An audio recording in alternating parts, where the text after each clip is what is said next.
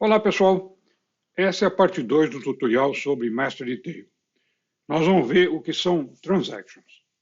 Na parte 1, nós conceituamos o que é Master Detail. Fizemos a modelagem de um pedido, de um invoice, que é esse que vocês estão vendo na tela, e testamos alguns dados para ver como é que funciona a crítica, coisa assim. Ok. Uma vez verificados se os dados são válidos, o próximo passo é proceder à gravação desses dados no banco de dados. Né? O registro de um pedido ele consiste da gravação de duas partes distintas. Então, nós temos aqui, numa primeira parte, nós temos essa parte aqui de cima, que a gente chamou de header, tá? E na segunda parte, nós temos as linhas que compõem esse pedido. Aqui identifica o comprador, aqui o que ele está comprando. E cada um desses registros aqui, ele vai para uma tabela diferente. Então, por exemplo, aqui o header, ele vai ser gravado aqui no invoice header as linhas vão ser gravadas aqui em invoice line. Ocorre que a gravação desse pedido, para ser completa, ela tem que incluir todas essas gravações aqui, esse registro aqui e esses N registros nessa outra tabela aqui. E nesse meio tempo, pode acontecer uma porção de coisa. Pode haver um cancelamento por causa de um erro de software, pode ter um cancelamento por causa de uma queda de internet, energia e vários outros fatores, tá? E quando isso acontece, isso aí gera uma situação de instabilidade e inconsistência no banco de dados. Ou seja, você fica só com um pedaço do pedido gravado e isso gera uma coisa que você tem que primeiro descobrir e depois corrigir. Isso não é legal, né? Outro exemplo da mesma coisa seria o seguinte: vamos supor que você tem uma transação financeira em que você debita na conta de uma pessoa e credita na conta da outra. Vamos imaginar que essa transação, então, tem duas pernas. Primeiro é o débito numa conta, depois é o crédito na outra. Vamos imaginar que você só consegue faz a primeira perna da transação, depois tem uma interrupção, você não consegue fazer a segunda. Isso aí gera uma inconsistência no banco de dados, que tem um débito sem crédito e gera uma série de coisas também que você tem que localizar, eliminar, etc, etc. Bom, para resolver esse tipo de problema, nós contamos com um recurso que o pessoal desenvolveu, chamado transaction. Então, o que é a transaction? Transaction é um grupo de ações sobre o banco de dados que você reúne como um bloco, trata como um bloco, e esse bloco ele funciona assim. Se você executa esse bloco, ou ele faz tudo, ou ele não faz nada. Ou seja, se ele não for até o fim, gravar o último pedaço a última transação, a última ação dessa transação não for completada, ele não grava nenhuma das anteriores, tá? Essa transaction é composta de várias ações, etc. É um conceito que ele pode ser implementado de várias formas, tá? Então, para acessar o banco de dados, a gente tem o ADONet, a gente tem o Entity Framework, a gente tem o Dapper, entre outros, temos vários, né? Nós escolhemos para fazer esse exemplo aqui o Dapper porque ele é bastante intuitivo e fácil de utilizar. E depois, se vocês tiverem interesse, a gente pode, inclusive, usando um repositório, a gente pode, inclusive, desenvolver a mesma solução usando o ADONet para vocês verem a diferença. Vamos analisar o nosso código agora e vamos ver o que nós temos que fazer para isso acontecer. Bom, primeira providência. Esses dados que a gente está para montar esse registro, a gente colocou aqui. Então, aqui nós pegamos nessa pasta aqui, data, nós criamos uma classe aqui e nós colocamos esses dados aqui, que são um pedido que a gente vai usar para o nosso exemplo. Então, esse pedido aqui tem um header, né? Identifica o usuário, etc, etc, é o comprador. Depois aqui tem as duas linhas que ele tem. Então, nós vamos trabalhar com isso aqui como exemplo, tá? Então, quando a gente clica aqui, a gente monta aquele pedido a partir daqueles dados e faz a validação. Esta validação consiste nisso aqui, ativar montar esse contexto e ativar. Aqui a gente testa, então, se cada um dos campos do pedido está compatível com as regras do negócio e as críticas que têm que ser feitas. Essas críticas foram definidas aqui, ó. Essas críticas são o que consta aqui nesse modelo, que tem todas essas restrições colocadas. Tudo isso aqui nós já vimos na parte 1. Então vamos fazer o validate. Fizemos o validate aqui, ele montou o nosso pedido e aqui estão os dados do nosso pedido. Nós já vimos isso aqui tudo na parte 1. Tá? Invoice, etc, etc, etc. Muito bem, agora nós vamos fazer a gravação desse registro. Quando a gente clicar aqui em Save, nós vamos parar aqui, ó. nesse pedaço aqui. E aqui nós vamos executar passo a passo para a gente ver como é que funciona esse negócio de montar a transação. Aqui clicamos Save e agora passo a passo. Chegamos aqui, ó, no pedido, aquele Save chamou essa rotina, Save Invoice. Tá? Então agora nós vamos ver o que a gente faz aqui. Try para pegar os erros, muito importante. Depois aqui, ó, IDC Connection. Isso aqui é a conexão do Dapper. Esse é o nome de conexão no Dapper, é isso aqui. Então, o Dapper se apoia em cima do ODO.NET. Então, nós abrimos aqui uma conexão, então, IDC Connection. CNString é a string de conexão com o banco de dados. Aqui vem a primeira coisa. Então, nós vamos definir aqui uma transaction. Então, aqui, ó, esse using aqui, ó, define o escopo da transação. Então, aqui, ó, var transaction igual transaction scope. O escopo da transação, o que é? É tudo que está dentro aqui desse using. Então, ó, essa transação aqui, o que ela tem dentro dela? Vamos analisar depois, não tem em detalhe, mas vamos ver por alto. Ela tem uma gravação aqui, ó, tá vendo? Execute, esse header aqui, ó, a inserção desse registro. E ela tem mais duas gravações aqui, ó. Esse for aqui faz a gravação da primeira linha e depois a gravação da segunda linha. Então, tudo isso aqui está compreendido dentro desse using aqui, e isso aqui é chamado de transaction scope, é o escopo da transação. Então, vamos lá. Montamos o escopo da transação.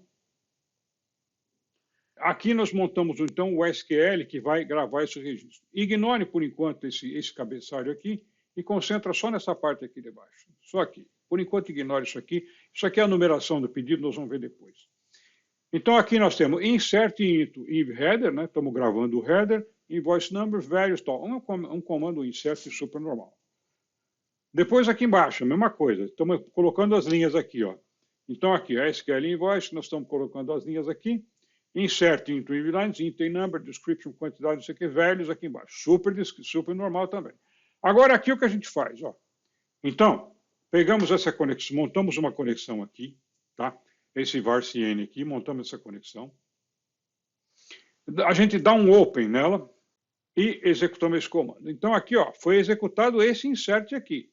Então, quer dizer, a rigor, né, a gente já gravou alguma coisa aqui, né? Tá certo? Executamos o insert.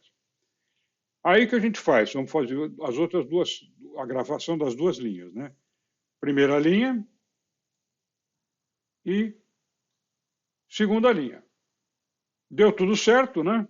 Então, vem aqui embaixo. E esse aqui é um ponto importante. Esse transaction complete aqui, ele equivale. O transaction complete equivale ao commit. Ou seja, ele deixou tudo lá no meio, preparado, e é aqui que, de fato, a transação vai para o banco de dados. Eu vou dar um continue aqui, tá? Chegamos aqui, ele mandou uma mensagem para ele, invoice saved to database. Aqui no banco de dados, então, nós vamos aqui, ó, vamos dar um refresh nesse header. Nós vemos que o registro está gravado aqui, o header, e nós vemos que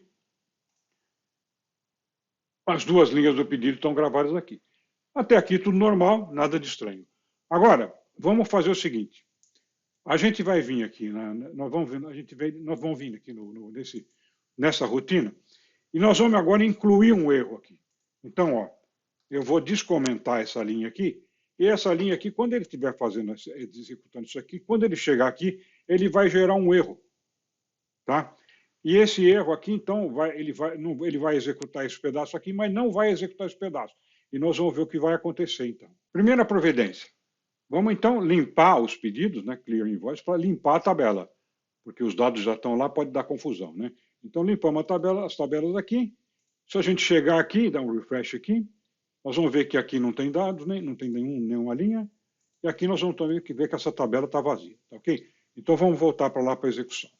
Limpamos a tabela, vamos dar o validate de novo aqui, para ele montar o registro outra vez, e vamos dar um save aqui.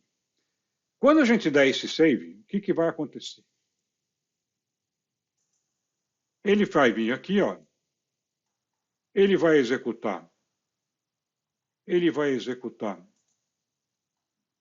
todos os pedaços aqui. Quando ele chegar aqui, ele vai dar esse erro aqui, data e hora e tal, e aí quando ele dá esse erro, ele vai pular aqui embaixo, gerando esse erro e vai devolver o controle para quem chamou. Então vamos fazer isso, vamos rodar isso daí.